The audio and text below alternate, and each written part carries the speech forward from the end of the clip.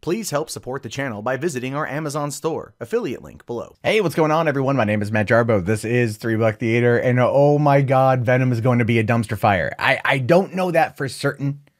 I don't know that for certain. I just feel that it's probably going to be somewhat true.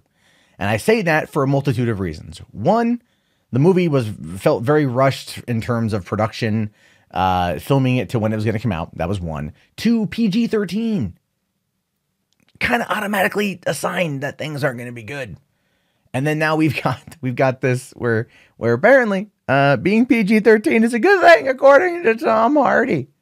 Tom Hardy, a dude who's made his name in like violent films, who doesn't shy away from the action, shy away from the swearing, shy away from the violence, is now coming out and saying that, hey, PG-13 movies, I don't want to prejudge. I don't want to prejudge. Let's take a look at what it has to say.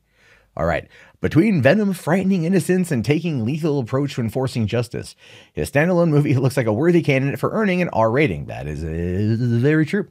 But rather than following in the footsteps of Deadpool and Logan, movies that made money, Venom was ultimately rated PG-13. This is comfortable territory for a comic book adaptation, and we've seen it with movies like The Dark Knight. You can still get away with a fair amount of mature content under this rating. Eddie Brock himself, Tom Hardy, is among the fans of Venom being PG-13, as he believes there's still plenty of room for the movie to be gritty and violent. When asked if there's been a particular question that fans have asked him most about Venom, he responded with this: is it going to be R-rated? I just feel this is going to sound weird, guys. I almost want to read this in the voice of Bane, because now every time Tom Hardy talks, I just hear Bane.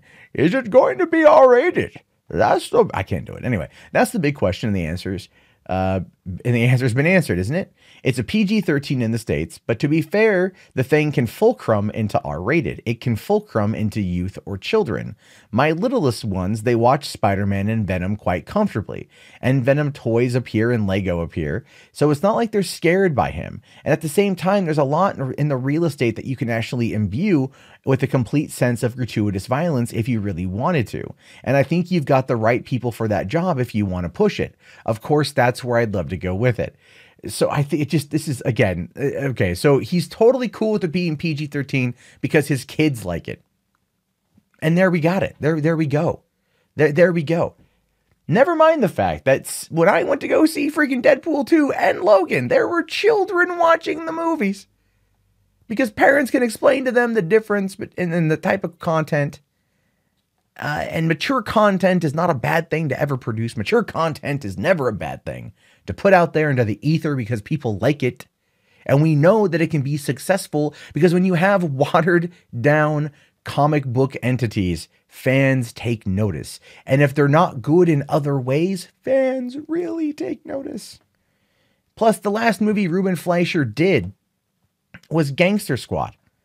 Right? Was Gangster Squad, which is a movie that, due to the James Holm tragedy, they did reshoot the ending, and I see why, but they also made it PG-13 instead of rated R, and the movie wasn't very good, and it kind of came and went in January 2013. I mean, it was in and out of theaters, and that's really about it. As a result, it just wasn't that good of a movie, and then he didn't really get anything else other until this, and now he's getting Zombieland 2, which goes into production here in a few months. But I get what Tom Hardy's about, right? PG-13 means more people can watch it, more kids can watch it, kids who like Spider-Man, kids who like Venom, kids who have grown up watching Spider-Man 3 and the cartoon version of Venom, that has been in other cartoons, I should say also, and the cartoony version of Venom that was in Spider-Man 3.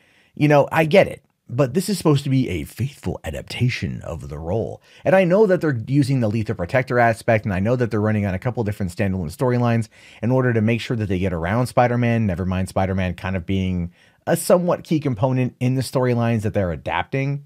Look, the trailers for this weren't very good. Making it PG-13 is kind of like that final nail in the coffin. If they were like, look, it's rated R, but the story's going to suck, but Venom tears fuckers in half for an hour and a half. Be like, oh, yeah, no, I'm good. I'm fine. The reason why Deadpool 1 and Deadpool 2 and Logan worked as well as they did was because there was care put into the properties. They understood that you could do more thematically with an R-rated film. You could do more in that particular space of telling a good story. And I feel like, you know, just because it can fulcrum into something that's R-rated or fulcrum into something that's aimed at children tells me pretty much that the violence itself is going to be bloodless and that we're going to find it digitally added into an unrated cut anyway. But the article tries to defend him here. It says Tom Hardy makes a point. While it certainly would have been interesting to make Venom, see Venom tackled through an R-rated, more adult-oriented lens, by taking a PG-13 route, this affords the movie the opportunity to draw in a wider viewing audience. But Deadpool was rated R, and it made more money than Daredevil. Logan was rated R, and it made more money than Jonah Hex and Ghost Rider. Hell, Deadpool made more money than Wonder Woman did. Right? Deadpool made more money than Spider-Man did. Deadpool 1, not Deadpool 2, Deadpool 1.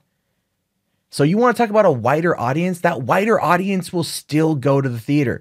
Parents will go see it, will see how crazy violent it is, right? Or whatever, and they'll still take their kids to go see it. They'll just go, okay, cover your eyes right here. You know, plug your ears right here, look away right here. Parents will still take their kids, which is that point another ticket. If it's a good R-rated movie, parents will double dip. They'll go see it themselves and they'll take their kids. It doesn't have to just be watered down in order for it to be considered something that the younger audiences could go into or a wider audience could go into. That is, unless it's trying to push towards a wider worldwide audience, which just, again, shows you how little faith Hollywood has in telling good stories versus trying to just shill out a product that goes out to the largest audience that they can. Anyway, as Hardy noted in his interview with MTV, although Venom is one of the scarier looking Marvel comic characters, younger fans know all about him because of how prominent he is in Spider-Man mythology. Obviously, the Venom movie is handling the character with a firmer hand compared to how he'd been depicted in the cartoon, but as Hardy sees it, PG-13 provides a nice balance between appealing to the adult fans and still giving kids something to enjoy. That said, maybe it'd be a good idea to keep the particularly strong or young Spider-Man / Venom enthusiasts home from this one, given all the heads being bitten off and talks of turds rolling in the wind. Yeah, well, you know what? Money talks and poop literally rolls in the wind in this particular case. No, because the kids are going to want to go see it more. I think that's such a dumb comment to make, right? It's like Grace Randolph making the comment when Deadpool came out, why not make it PG-13 so it can go to China or something like that? Or get the kids in there, and it did well. It didn't need to be PG-13.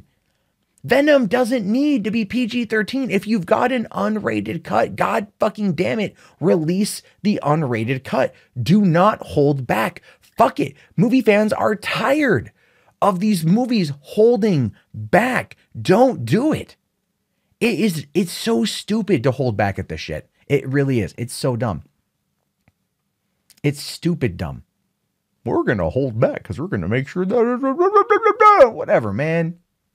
Don't do it. Don't be that company.